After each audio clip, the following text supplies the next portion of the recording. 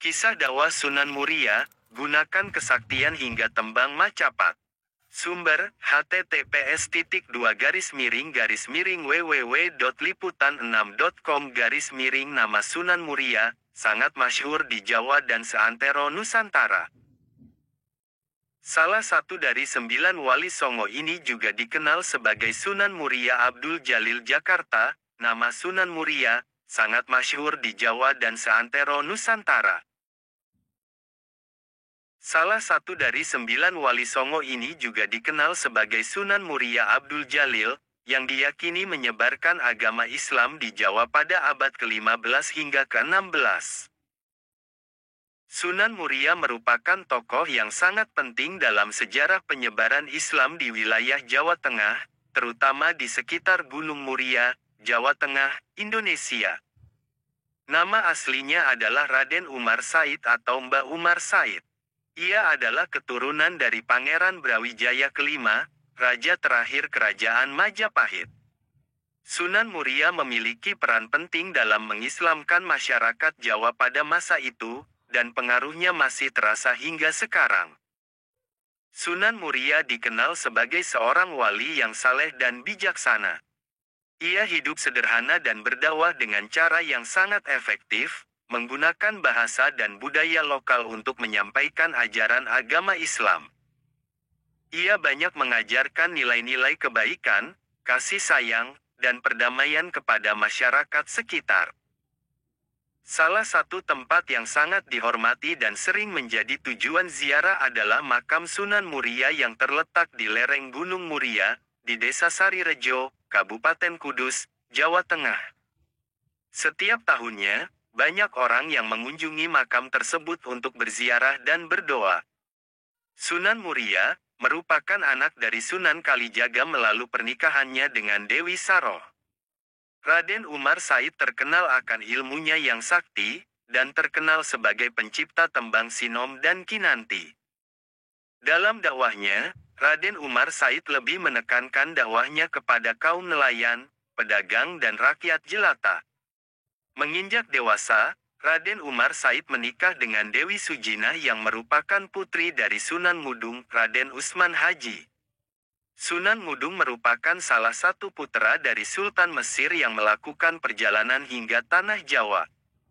Sunan Mudung sendiri merupakan ayah dari Sunan Kudus. Dari pernikahannya dengan Dewi Sujinah, ia dikaruniai putra bernama Pangen Santri atau Sunan Ngadilangu. Mengutip hidayatuna.com, menurut beberapa kisah, Raden Umar Said juga mempersunting Dewi Roroyono yang terkenal akan kecantikannya. Dewi Roroyono merupakan putri dari Sunan Ngerang, seorang ulama terkenal di Juwana yang memiliki ilmu kesaktian yang tinggi, serta merupakan guru Raden Umar Said dan Sunan Kudus. Kecantikan Dewi Roroyono ini menimbulkan pertumpahan darah, di mana adik seperguruannya Kapak menculik Dewi Roroyono yang kemudian menyerang dan mengerahkan Aji Pamungkas kepada Raden Umar Said, namun hal itu justru menjadi serangan berbalik dan mengenai Kapak hingga ia tewas. Keistimewaan atau karomah Sunan Muria berada pada benda-benda peninggalannya. Di antaranya adalah pelana kuda yang sering digunakan masyarakat sekitar Gunung Muria dalam meminta hujan saat terjadi kekeringan. Ritual meminta hujan tersebut bernama Guyang Cekatak atau memandikan pelana kuda dari komplek Masjid Muria sampai mata air Sendang Rejoso. Di sini pelana kuda dicuci dan kemudian dipercikan ke warga yang selanjutnya berdoa dan sholat meminta hujan. Ritual diakhiri dengan makan bersama berupa sayuran, opor, gulai kambing dan dawet. Dikejutkan dengan kondisi padi yang porak-poranda, rusak oleh hama burung. Ternyata Raden Bagus Rinengku hanya menunggui sawah itu, namun ia membiarkan para burung memakan dan merusak padi. Kanjeng Sunan memerintahkan hamba untuk menunggu padi. Saya sudah menunggu padi ini. Raden Bagus Rinengku membela diri ketika dimintai pertanggungjawaban oleh sang guru. Selang beberapa saat, Raden Bagus Rinengku mengeluarkan kesaktiannya. sehingga padi-padi yang telah rusak itu kembali seperti sedia kala. Tak ayal, Sunan Muria geram melihat tingkah Raden Bagus Rinengku yang sombong. Rinengku muda harus dinasehati. Konon, setelah kejadian itu Raden Bagus Rinengku meninggal dunia tertancap anak panah tepat di perutnya.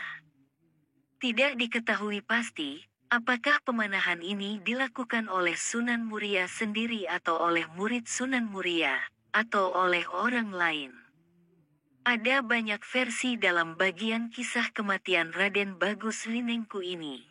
Dewi Nawangsih yang terlanjur cinta mati pada sang kekasih, ketika melihat kekasihnya tertancap oleh anak panah, sontak ia memeluk tubuh kekasihnya yang sekarat itu.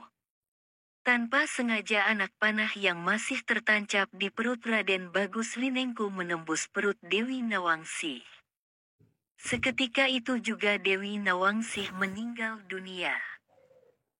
Versi lain dari kisah ini menyebutkan, ketika Sunan Muria sampai di Masin, selain mendapati sawah yang telah rusak, Sunan Muria juga geram dengan pemandangan yang dilihatnya.